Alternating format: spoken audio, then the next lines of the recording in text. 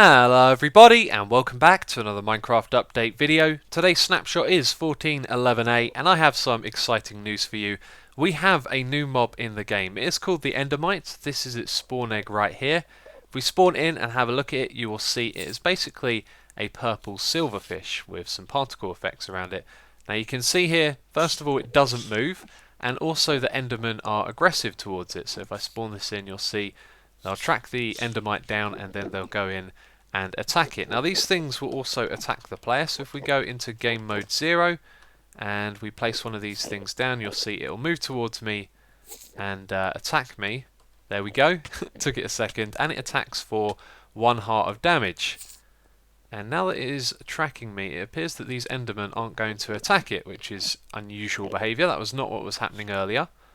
I guess I'll have to look into that a little bit more. But this thing has 4 hearts of health, so it takes about 2 hits from an Enderman to kill it. You saw there, as soon as I went into game mode 1 and it stopped moving, that's when the Enderman decided to attack it. Now this is all in the snapshot, so probably a lot of things are going to change here with this mob, but I've been learning a whole bunch of different things about them. The next one is really interesting. They don't move when they're in water. Now water moves pretty much everything in this game as far as I can think of, but when an Endermite is in there, it just stays still. It doesn't seem to be affected by the water. It doesn't seem to drown either. Now you may have noticed that there is another Endermite in these two places. That's because they spawn when Endermen teleport. So the Endermen are going into the water, they're taking damage, and that is causing Endermite to spawn. And that is a very unusual way for them to spawn. So this happens in both the overworld and the end, where Endermen can naturally spawn. Now these things, they take full damage, they take poison damage and fire damage. They can also go through portals as well, i.e. a nether portal, and they despawn after 2 minutes, which is a very strange behaviour. So if you were to isolate one of these, spawn it in, then after 2 minutes it would despawn, which is different to the other mobs in the game, which despawn based on range from the player. But there we go. I'm sure we'll find out more stuff about this mob as I'm making the video, so let's have a look at the other things that have been added in this snapshot. So this next change is to do with minecarts, and Mojang have made it clear that they are changing the way that minecarts work in this game. However, the things I'm going to show you, I'm not sure if they are working as intended or if they're slightly buggy, but this first thing I want to show you is actually a bug fix. So when we send this minecart under the tripwire, what it would have previously have done is set this off, and now it won't set it off. You can see it went through there without activating our lamps, and then when we go through with a player we can set off the tripwire hook, so it works as intended. Now this next change is to do with the speed of minecarts. They can go extremely fast now. How fast they're supposed to go, I'm not 100% sure, but it seems like powered rails will now continuously make them go faster. And you can see that here as it whizzes all the way across there and flies off.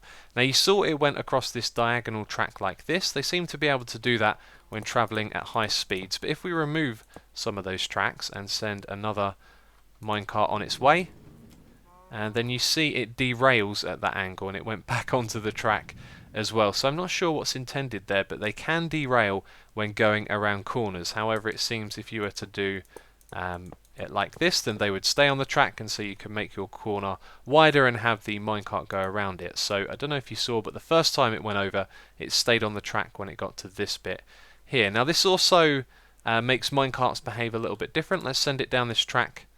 Here you're going to see it kind of jumps up into the air a little bit, which is not how they usually behave, and it doesn't seem to be doing it at the moment. And now the cow's got in the minecart. There are a whole bunch of changes going on here. I'm sure we're going to be learning more about them very soon. But if you saw that, it kind of jumped up into the air before it got to the bottom, which is again, strange behaviour. I'm not sure if it's working as intended or if it's a bug. But supposedly minecart furnaces have been changed as well. And what it is they've changed with these, I am not sure, because they work exactly how they did before. You put your coal into the furnace, you push it along, and it just seems to be a little more effective. Although that chest went off the track immediately this time. Let's try that again. Yeah, it went flying, didn't it? Okay, let's try that on a track like this. You see, originally I was testing in a different world, and then I came into this one to record, and these things are behaving slightly differently when I was doing my testing. And there you go. It would seem they made them very effective, almost too effective.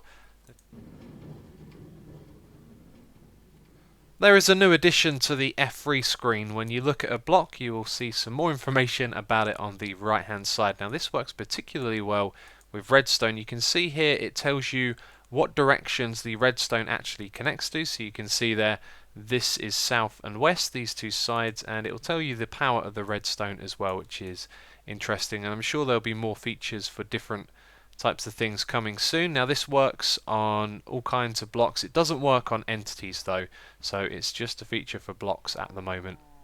So there are a couple more things to mention. There is also a bug that has been in this game for a long time.